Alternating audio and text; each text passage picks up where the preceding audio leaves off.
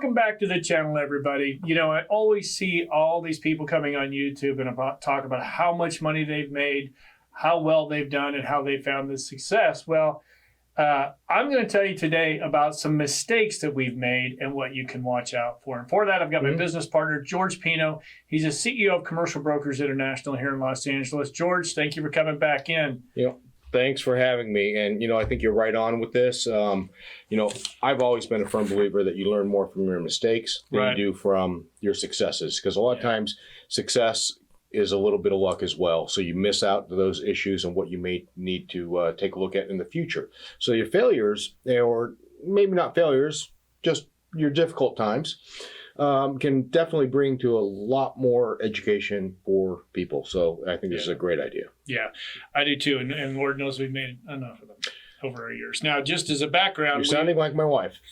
Just as a background, we've been investing in property. Started off in Southern California, just buying small bulks in the downturn, 2008, 2009. Even before that. But, we've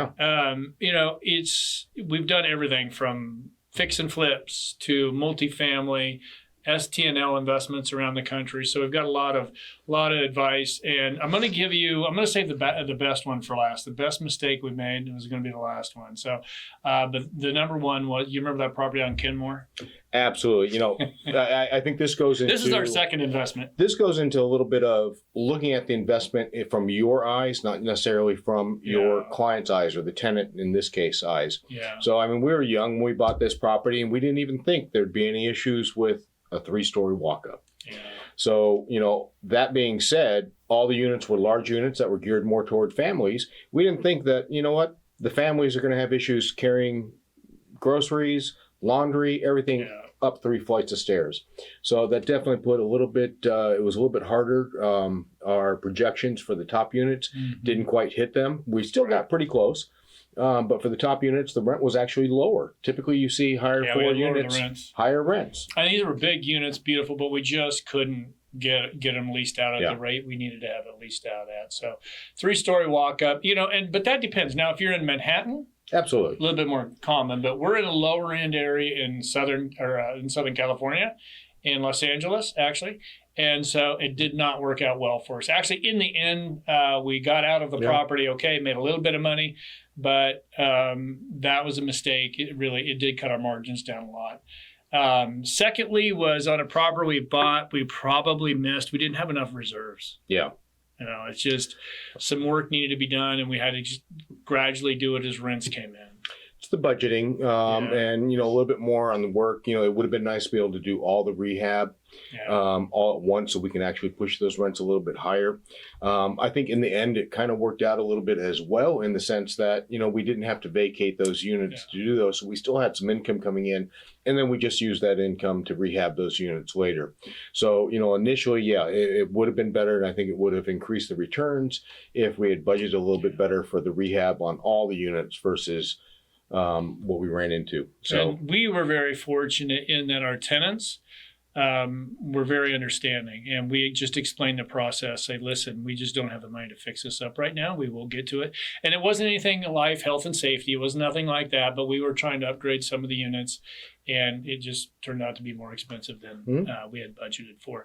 Now, lastly, the big one, and I think this is critical for everybody, and that is make sure you hire the right team around you. Now, we had a property in Dallas, Texas, and we struggled, Turco Springs, we struggled with finding the right team to bring in there. The managers, the hard part, I think, and the hardest part for anything is finding people that care about the property as much as you do, you as the owner and the investor, that have that like mindset.